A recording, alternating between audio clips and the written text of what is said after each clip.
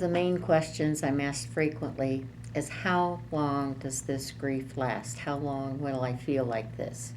And my response is, as long as you need it to be. Grief is like a fingerprint. It's individual, it's different for every single person. And a lot depends upon how the particular individual responds to stress of any kind. It depends upon their mental health and physical health. It depends upon how long they were caregiving for their loved one.